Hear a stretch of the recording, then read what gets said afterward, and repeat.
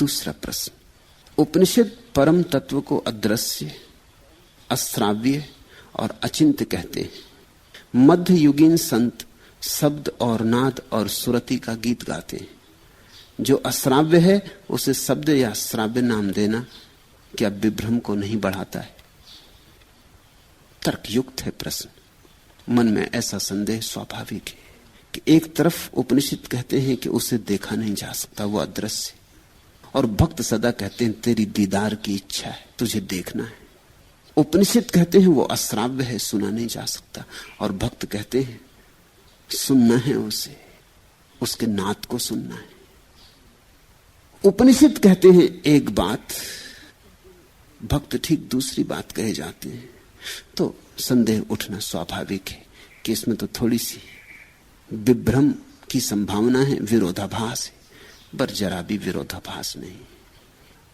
सच तो यह है कि बिना विरोधाभास के परमात्मा के संबंध में कोई वक्तव्य ही नहीं दिया जा सकता, उपनिषद भी नहीं दे सकते। उपनिषद भी कहते हैं परमात्मा दूर से भी दूर और पास से भी पास है। क्या अर्थ हुआ इसका? हम कहेंगे या तो पास है या दूर है तो दूर है। ये क्या बकवास है कि दूर से भी दूर और पास से भी पास है? राह पर तुम किसी से पूछो कि स्टेशन कहां, वो कहे दूर से भी दूर है और पास से भी पास है, तो तुम कहोगे किसी पागल से मिलना हो गया। हम पूछते हैं कहां है, तुम पहेलियां पूछते हो। या तो पास होगी या दूर होगी, दोनों कैसे हो सकती?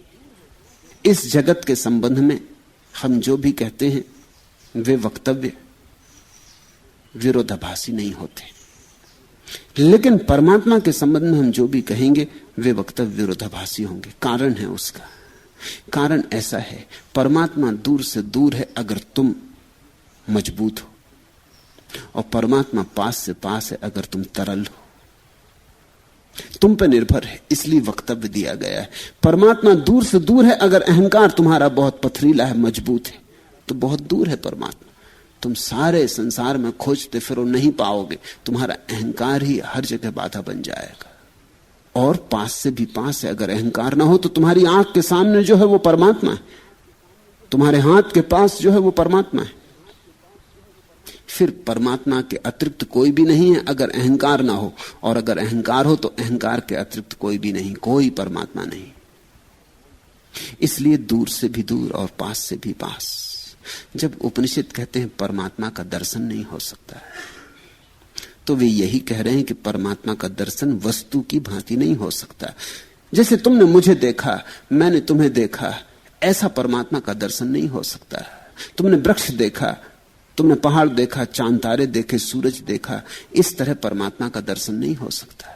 परमात्मा तुमसे भिन्न होता तो इस तरह भी दर्शन हो सकता था जैसे तुम इन वृक्षों को देख रहे हो, मगर परमात्मा तो तुम्हारे भीतर छिपा है, तुम्हारे प्राणों का प्राण है, तुम्हारे बाहर भी वही, तुम्हारे भीतर भी वही।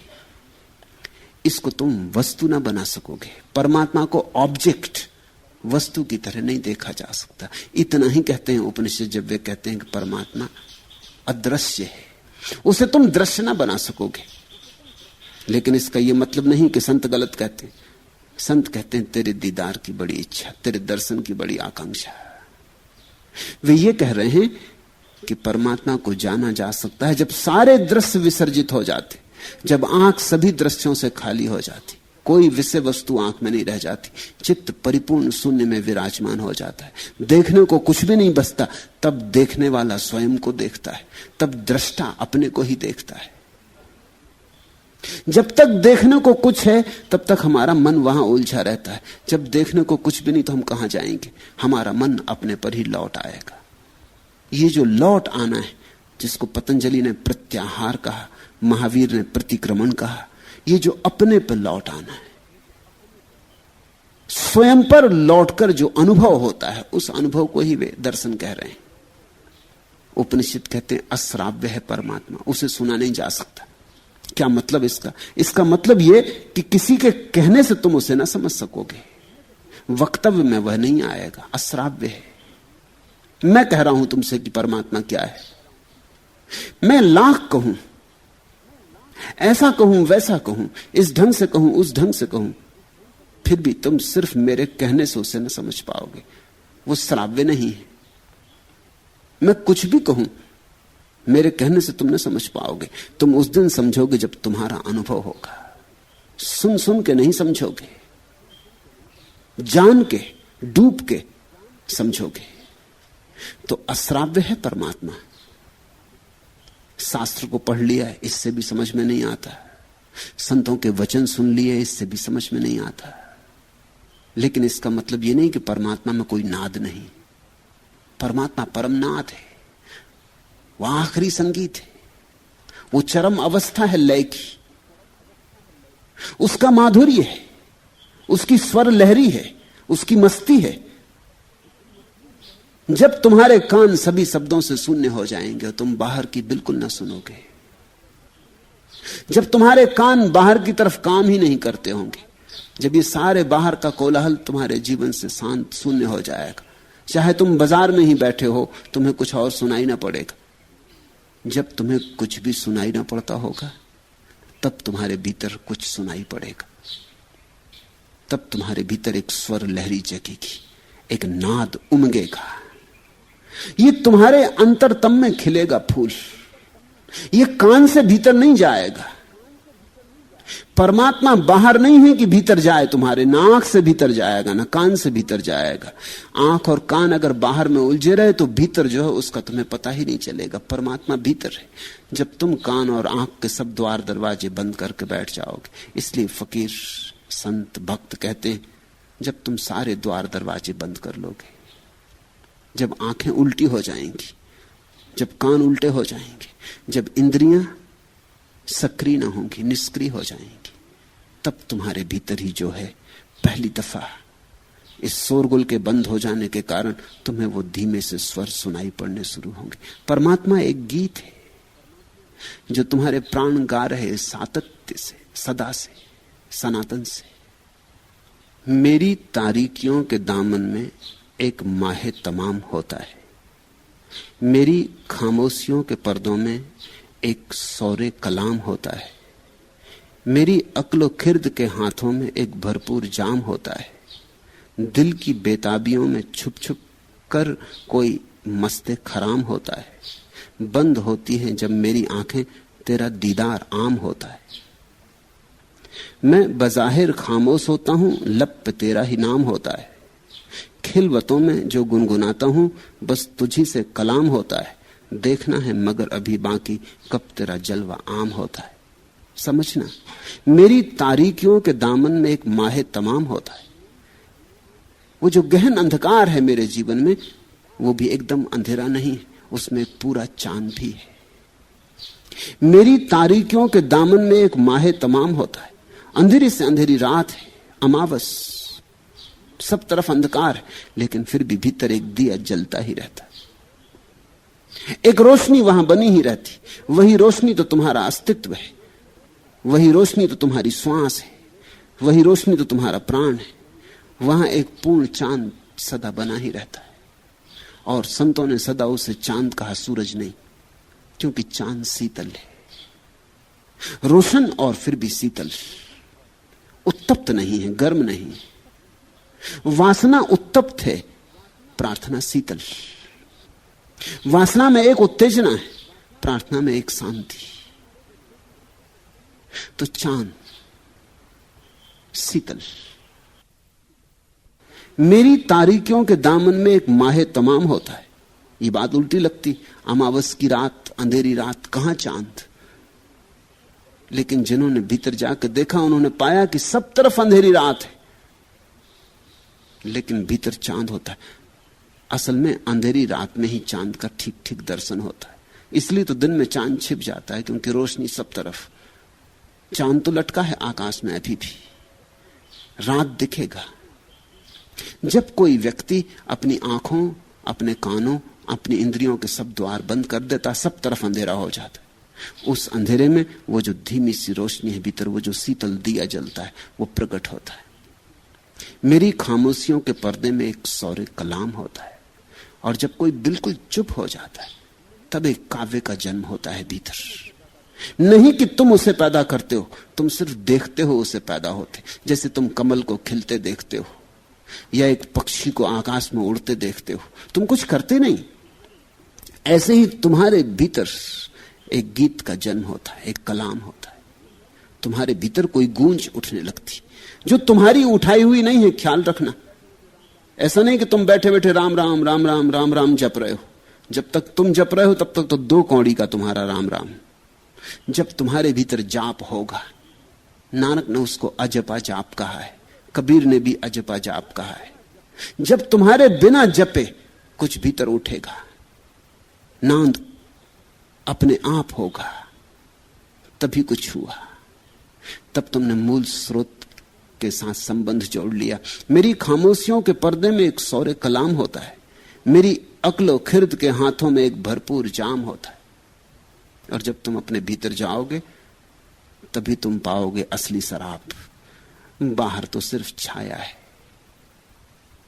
श्री मोरारजी देसाई बाहर की शराब बंद करना चाहते, मैं भीतर का शराब खाना खोलना चाहता। असल में बाहर के शराब खाने तभी तक चलेंगे जब तक भीतर का शराब खाना ना खुले। जब भीतर की मस्ती मिल जाती फिर कौन बाहर भीख मांगता। जब आत्मा की शराब डाल सकते हो तो फिर अंगूर की शराब डालने के कौन झंझट में पड़ेगा। और बाहर की शराब बेहोश करती, भीतर की शराब होश लाती। बाहर की शराब तो तुम्हारे जीवन को धीरे धीरे नष्ट कर देती, भीतर की शराब तुम्हें और जीवंत बनाती। एक दिन तुम्हारे भीतर के परमात्मा को उजागर कर देती। और आज तक दुनिया में बाहर की शराब बंद नहीं हो सकी, क्योंकि आदमी शराब की खोज कर रहा है। खोज तो कर रहा है परमात्मा की शराब की, लेकिन उसका कुछ पता नहीं चलता। तो यही जो बोतलों में बंद मिल जाता है परमात्मा, उसी को खरीद लेता है। यह धोखा है। लेकिन ध्यान रखना, नकली सिक्के के धोखे में तुम तभी आते हो जब असली सिक्के की तलाश हो, नहीं तो क्यों आओगे। जिस आदमी को सिक्के से ही कुछ मतलब नहीं है, तुम राह से जा रहे हो और एक सिक्का चांदी का पड़ा हुआ है, तुम्हें मतलब ही नहीं है सिक्के से, तो तुम ना तो असली सिक्का उठाओगे ना नकली सिक्का उठाओगे। लेकिन जो आदमी असली सिक्के की तलाश कर रहा है वो झट से उठा के खीसे में रख लेगा। हो ना हो असली हो, कौन जाने असली हो। दुनिया में शराब का जो इतना प्रभाव रहा है अनंत काल से, उसका कारण इतना है कि परमात्मा की हम तलाश कर रहे हैं। शराब में परमात्मा नहीं, लेकिन कुछ झलक मिलती बेखुदी की, अपने को भूल जाने की।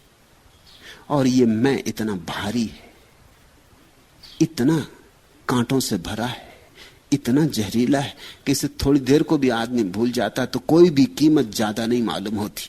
शरीर का स्वास्थ्य नष्ट होता है, उम्र कम होती, बीमारी आती, लेकिन फिर भी आदमी सब जानते हैं, जो शराब पीते हैं वे जानते हैं। कुछ ऐसा नहीं कि तुम्हारे जानने के लिए रुके कि मोरारजी देसाई उनको समझाएं। वो सब जानते हैं कि क्या क्या खराबी, लेकिन उन सारी खराबियों के बाद कोई चीज आकर्षित करती। वह क्या है जो आकर्षित कर रहा है?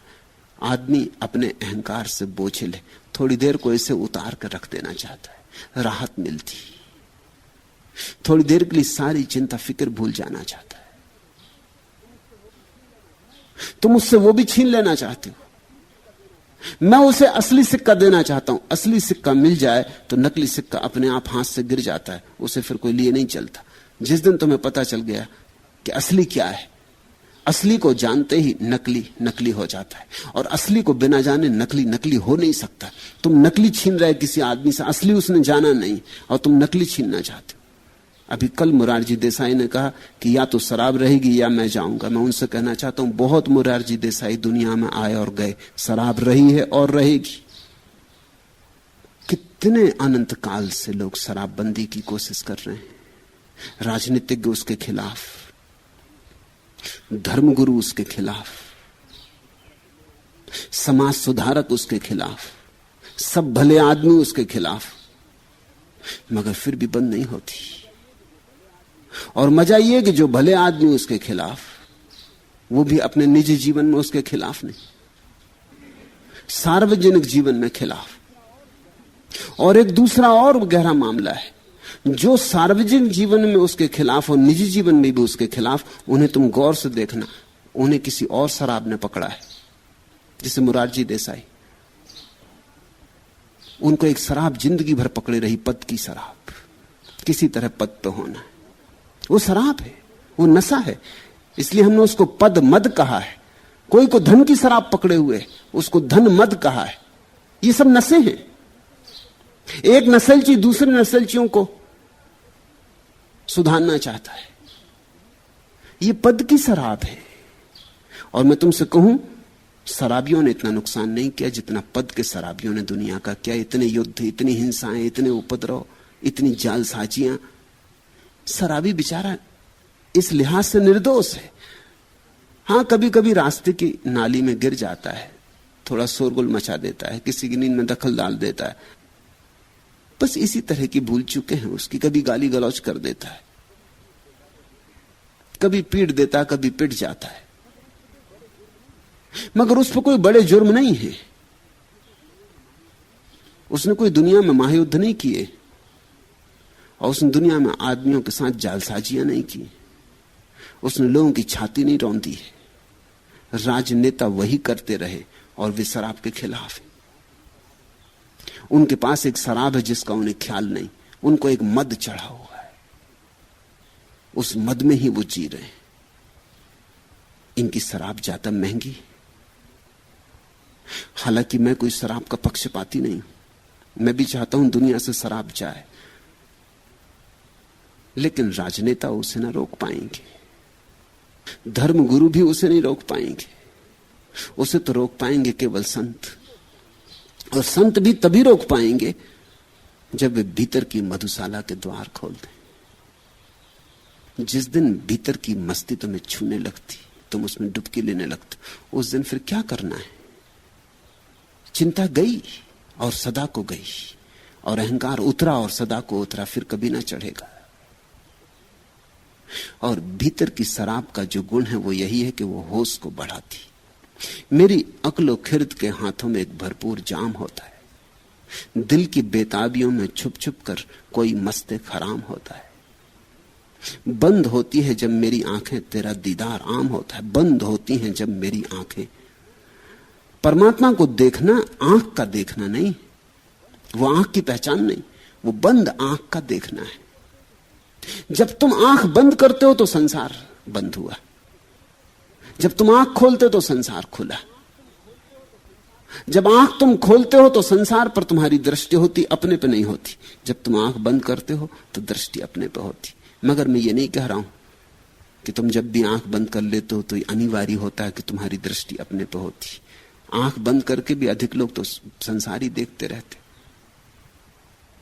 वही उलझने, वही चिंताएं, वही बेचैनियां, वही वासनाएं, वही कामनाएं, वही दौड़ धूप। आंख भी बंद करके तुम क्या अपनी दुकान में ही होते हो? आंख बंद करके भी अपने नाते रिश्तों में होते हो?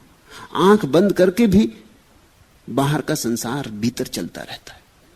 आंख बंद करने का अर्थ सिर्फ पलक बंद कर लेना नहीं है। आंख बंद करने का अर्थ है बाहर की तरफ से बिल्कुल दृष्टि हटा लेना। इसी को तो ध्यान कहते हैं। बाहर कोई दृष्टि न रह जाए, बाहर से संभाती अपने को सिकोड़ लेना, जैसे कछुआ अपने को सिकोड़ लेता, ऐसा ध्यान ही अपने को सिकोड़ लेता। वो अपने भीतर बैठ जाता है, बाहर जाता ही नहीं, विचार में भी नहीं जाता, व्यवहार में भी नहीं जाता, मन में एक तरंग नहीं छोड़ता, क्योंकि सब तरंगें बाहर ले जाती, तरंग मात्र बाहर ले जाती, निस्तरंग हो जाता। इस घड़ी का नाम है आंख का बंद हो जाना। बंद होती हैं जब मेरी आंखें तेरा दीदार आम होता है, और तब तू दिखाई पड़ता है। बंद आंखों से परमात्मा दिखाई पड़ता है, खुली आंखों से संसार दिखाई पड़ता है। मैं बज़ाहिर खामोश होता हूं, लब पे तेरा ही नाम होता है। और जब मैं बिल्कुल खामोश होता हूं, चुप होता हूं, तब पहली दफा तेरा नाम मेरे भीतर उठना शुरू होता है और मेरे प्राणों पर फैल जाता है, जैसे एक रोशनी फैल जाए, जैसे सुबह प्रभात फैल जाती। लेकिन तुम्हारे कहने की बात नहीं है, तुम तोता मत बन जाना। अनेक लोग तोते बने बैठे, तीर्थ स्थानों पर तुम तोतों की जमातें पाओगे। कोई राम राम जप रहा है, कोई कृष्ण कृष्ण जप रहा है, कोई कुछ जप रहा है, कोई अल्लाह अल्लाह कर रहा है। लोग लगे हैं रटने में। इस रटने से कुछ भी ना होगा, ये रटन व्यर्थ है।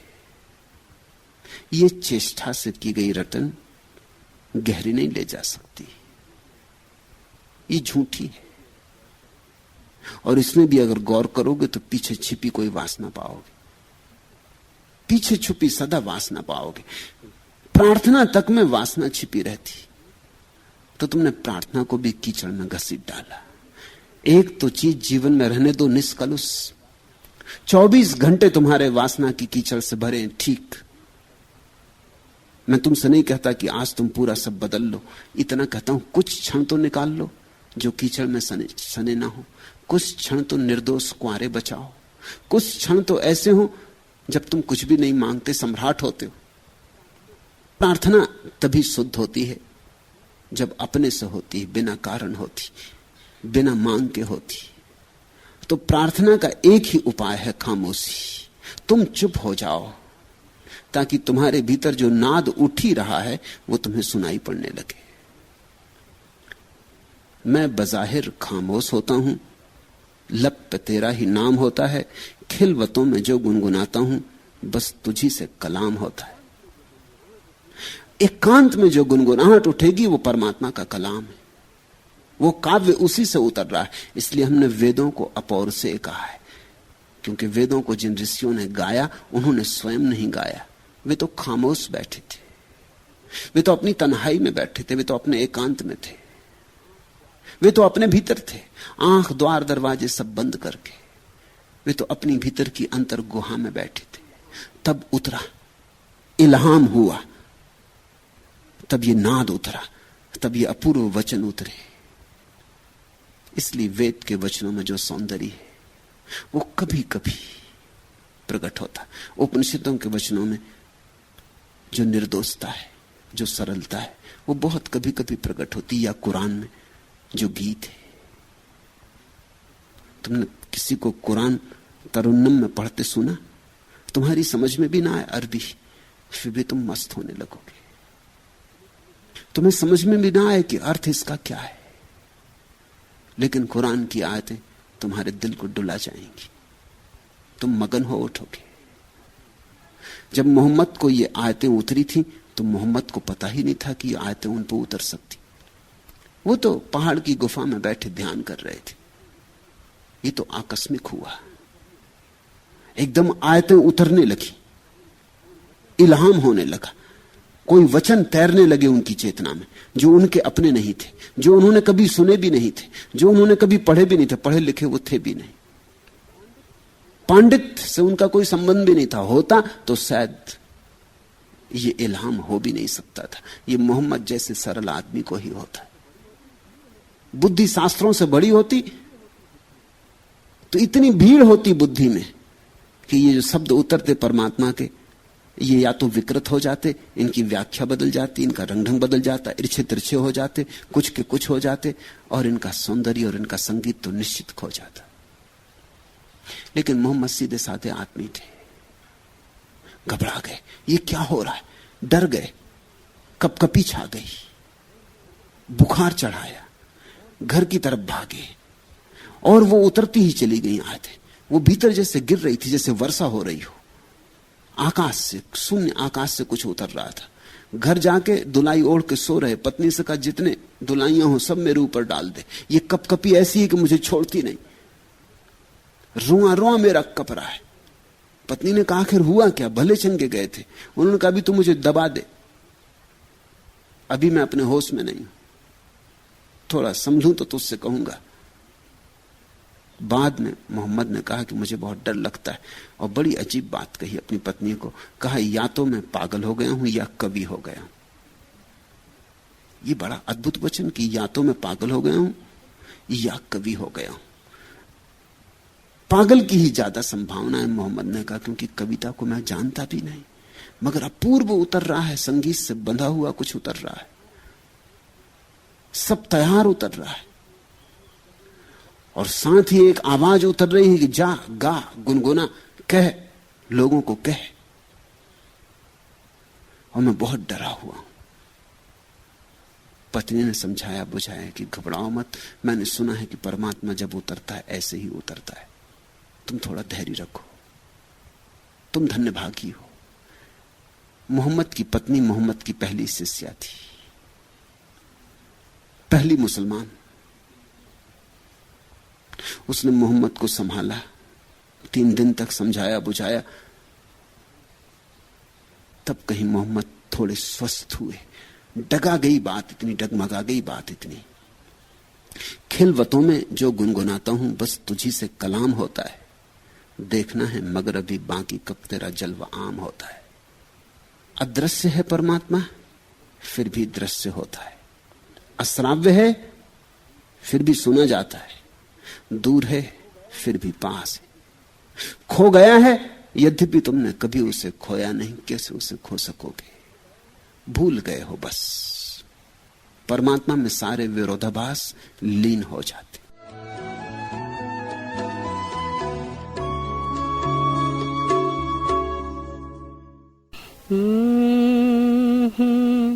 मुर्शिद नैनो बीच नबी है,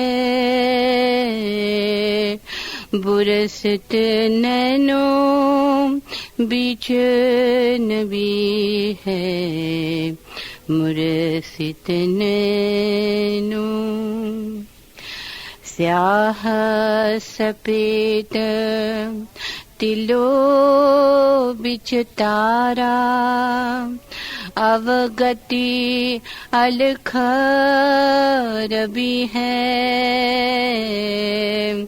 मुर्शिद नैनो बीच नबी है, मुर्शिद नैनो आँखें मध्य पाखी चमके, पाखी मध्य दुआरा, तेही दुआरे दुर्बिन लगावे, उतरे भवजल पारा। सुन्न शहर में बास हमारी, तहाँ सरबंगी जावे, साहब कबीर सदा के संगी, शब्द महल ले आवे, मुर्शिद नैनो बीच नबी है। नैनो बीच नबी। तुम दूसरों में तलाश रहे हो सौंदर्य को, सत्य को, पुरुष स्त्रियों में, स्त्रियां पुरुषों में, कोई धन में, कोई पद में, कोई प्रतिष्ठा में। मुर्शिद नैनो बीच नबी है। अरे पागल, जिसकी तुम तलाश कर रहे हो, जिस सदगुरु की, जिस परमात्मा की, जिस नबी की, ए उपदेशक, ए मुर्शिद, वो तेरी आंखों के बीच में बसा है। दोनों आंखों के बीच में, जहां हम तीसरी आंख कहते हैं, तृतीय नेत्र, शिव नेत्र, इन दोनों आंखों के बीच में बसा है। तिलों विच तारा अवगत अलख रबी है। उस मालिक की अद्भुत गति पकड़ में ना आए, बुद्धि की तर्क के जाल में ना आए, ऐसी रहस्य में उसकी गति।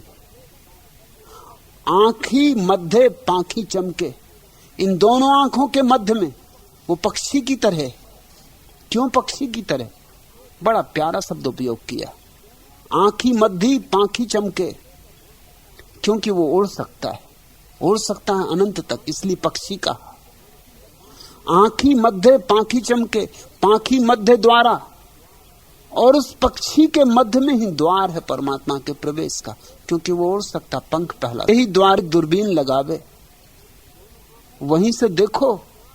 दोनों आंखों के मध्य में जो तीसरी आंख है, वहां से देखो। ये दो आंखें बाहर देखती हैं, तीसरी आंख भीतर देखती, और जो भीतर देखती है वही आंख द्वार है परमात्मा की। तेही द्वारे दूरबीन लगावे, वहीं लगाओ दूरबीन। उतरे भव जल पारा, तो संसार से पार हो जाओ। तो इस व्यर्थ के उपद्रव, दुख, पीड़ा, जाल से मुक्त हो जाओ। सुन्न शहर में वास हमारी, तह सरबंगी जावे। हमारा आत्यंतिक निवास तो हमारे ही भीतर एक शून्य है, उसमें शून्य शहर में वास हमारी, तह सरबंगी जावे। देर अबेर जाना ही पड़ेगा। खोज लो अपने भीतर छिपे शून्य को, क्योंकि उसी शून्य में पूर्ण का अवतरण होता है। इस शून्य को ही ध्यान कहते हैं, समाधि कहते हैं। तुम्हारे भीतर ये शून्य छिपा है, लेकिन ये दो आंखें इसे न देख पाएंगी। इन दोनों की आंखों में एक तीसरी आंख है। भीतर देखो, बाहर देखने से नहीं मिलेगा। और भीतर देखो तो तुम्हारी तीसरी आंख पक्षी बन जाए, उड़ चले शून्य गगन में। साहब कबीर सदा के संगी। और तब तुम जानोगे कि अरे, मैं जिसे खोजता था वो तो मेरे भीतर बैठा था, और वो सदा से भीतर वास कर रहा था। कबीर साहब सदा के संगी। तब तुम पाओगे कि मालिक तो भीतर बैठा था, सदा से साथ था। शब्द महल ले आवे, बस शून्य के महल में तुम आ जाओ। कौन लाएगा उस शून्य के महल में तुम? सद्गुरु का शब्द, उसकी पुकार, उसका झकझोरना। शब्द महल ले आवे, साहब कबीर सदा के संगी। सद्गुरु का हाथ पकड़ लो। सद्गुरु को कैसे पहचानोगे? 199 तो झूठे गुरु होते, कैसे पहचानोगे सद्गुरु को? सद्गुरु की एक ही पहचान, किसी के पास बैठकर शांति मिले, सुगंध मिले। किसी के पास बैठकर संतोष मिले, किसी के पास बैठकर संगीत मिले, किसी के पास बैठते बैठते तारी लगने लगे। बस वही पहचान, और कोई पहचान नहीं। जिसके पास बैठ के तारी लग जाए, फिर उसका हाथ पकड़ लेना, फिर छोड़ना मत। तो उसके शब्द तो एक न एक दिन उसकी सुनते सुनते तुम्हारे भीतर भी ये भाव सघन हो जाएगा। इब न रहूं माटी के घर में, इब में जाए रहूं मिल हरि में। अब इस मिट्टी के घर में और नहीं रहूंगा, अब हरि में मिलने की अभिप्सा जग गई। जिस दिन ये अभिप्सा जगे, उसी दिन समझना तुम्हारा सच्चा जन्म हुआ, सच्चे जीवन की शुरुआत हुई। तुम द्विज बने, ब्राह्मण बने, क्योंकि ब्रह्म की आकांक्षा जगी। जब तक ब्रह्म की आकांक्षा नहीं, तब तक प्रत्येक व्यक्ति शूद्र है, ब्राह्मण नहीं। ब्रह्म की आकांक्षा ही ब्राह्मण बनाती।